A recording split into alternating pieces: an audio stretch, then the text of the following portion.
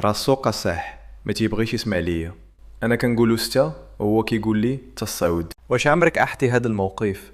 الجواب اللي كنقولوه غالبا هو راه السوق الصح او ما كيفهمش. ولكن في الحقيقه حتى واحد فيكم ما غلط، غير كل واحد فيكم كيشوف الواقع من المنظور ديالو. وفي التحليل التفاعلي هذا المنظور كيسميوه لو كادر دو ريفيرونس، يعني الاطار المرجعي ديال كل واحد فينا. الاطار المرجعي هو منظومه شامله كتتكون من مفاهيم، احاسيس، تجارب، معتقدات، مبادئ وقيم وتصرفات مبنيه من حياه شخص في طفولته، وكتحدد كيفاش كيشوف راسو والاخرين والحياه. فحال الا شخص داير نظاره ما كيشوفش الواقع بالعين ديالو، كيشوفه بالنظاره ديالو. وفي هذه الحاله شي حاجه كيشوفها واضحه وشي حاجه اخرى كاينه ولكن كيتجاهلها وما كيشوفهاش. وكاينه حكايه فيها عبره.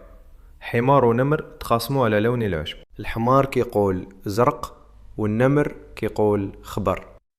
مشاو عند الاسد. الاسد قال العشب زرق، وعاقب النمر. ملي استغرب النمر الاسد قال ليه ما عاقبتكش حيث كنتي غلط، عاقبتك حيث ضيعتي وقتك وطاقتك. فجدال مع واحد ما غاديش يشوف من نفس المنظور ديالك. العبرة هنا ماشي شكون فيهم صح، العبرة هي ماشي كل اختلاف خاصو يتحسن بالجدال. ولهذا ملي تلقى شي واحد كيشوف الواقع بطريقة مختلفة عليك، سول راسك جوج اسئلة. واش انا مقتنع بلي الاخر عنده الاطار المرجعي ديالو وانا عندي الاطار ديالي؟ واش هذا النقاش يستاهل نضيع معاه وقتي وطاقتي؟